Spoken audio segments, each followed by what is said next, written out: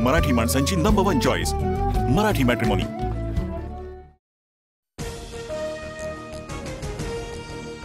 पुण्यातील खडकवासला धरणातील विसर्गात वाढ, एकतानगरमधील सोसायट्यांमध्ये पाणी शिरलं, नदीकाठच्या नागरिकांना सतर्कतेचा इशारा।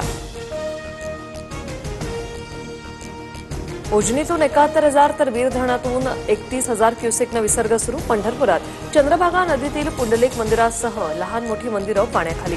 भीमा नदीतील पाणी दुपारपर्यंत पंढरपुरात येण्याची शक्यता। पाऊस आणि धरणातील विसर्गामुळे सातारा, सांगलीसह कोल्हापुरातील नद्यांना पूर, नदीकाठच्या वस्त्यांसह शेतशिवारात पाणी शिरलं, प्रशासनाकडून सतर्कतेचा इशारा। केंद्रीय गृहमंत्री अमित शाह ऑपरेशन सिंदूरवर दुपारी 12 वाजता संसदेत बोलणार। पंतप्रधान मोदींसह राहुल गांधी, प्रियंका गांधी आणि अखिलेश यादवही सायंकाळी चर्चेत सहभागी होणार। रक्षाबंधनाला आणि भाऊबीजला भाऊ तुम्हाला 500 रुपये देतो, मात्र हे सरकार तुम्हाला दर महिन्याला 1,500 रुपये देतं। गुलाबराव पाटलांच्या वक्तव्यानं नव्या वादाची शक्यता। 9,000हून अधिक सरकारी महिला कर्मचाऱ्यांनी घेतला लाडकी बहीण योजनेचा लाभ, निवृत्त महिलांनीही फायदा उचलल्याचा प्रकार उघड, सूत्रांची माहिती। संजय राऊतांच्या मानहानी प्रकरणी नितेश राणेंविरोधातील अजामीनपात्र वॉरंट रद्द, माझगाव दंडाधिकारी न्यायालयात आज नितेश राणे हजर राहून बाजू मांडणार। काँग्रेसचे सुरेश वरपुडकर आज भाजपमध्ये प्रवेश करणार। दुपारी 3 वाजता रवींद्र चव्हाण आणि चंद्रशेखर बावनकुळेंच्या उपस्थितीत पक्षप्रवेश सोहळा। राष्ट्रवादीचे आमदार आणि पक्षातील प्रमुख नेत्यांची आज डिनर डिप्लोमसी, वांद्र्यातील ताजलँड्स हॉटेलमध्ये संध्याकाळी 7 वाजता आयोजन। मंत्री नितीन गडकरींना डॉक्टर चिंतामणराव देशमुख राष्ट्रीय पुरस्काराने गौरवण्यात येणार। शरद पवारांच्या हस्ते आज पुरस्कार प्रदान करण्यात येणार।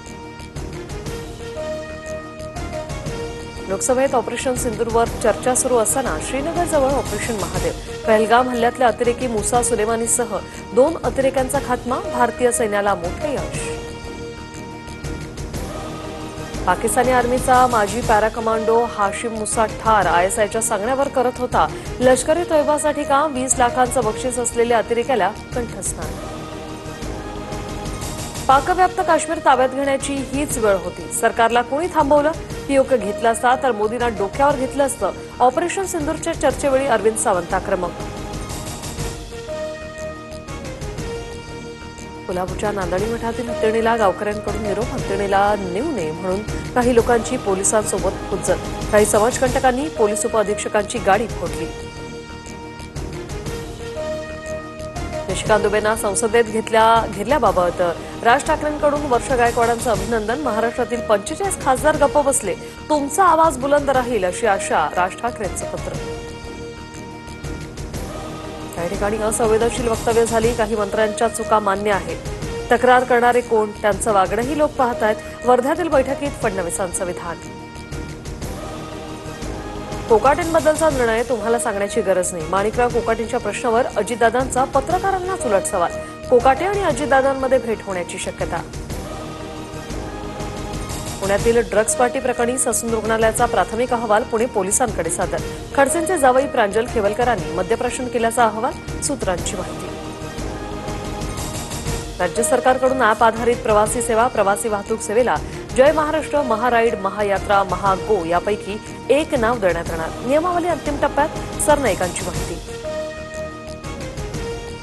सरकारी निमसरकारी कर्मचाऱ्यांसाठी समाज माध्यमांवर व्यक्त होण्याबाबत आचारसंहिता लागू, शासनाच्या धोरणांवर टीका केल्यास शिस्तभंगाची कारवाई।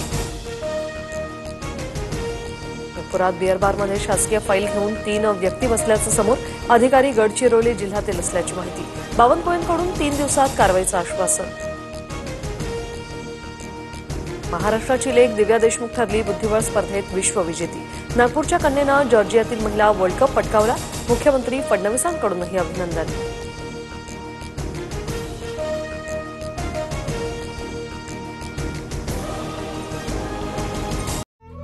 मराठी माणसांची नंबर 1 चॉईस मराठी मॅट्रिमोनी।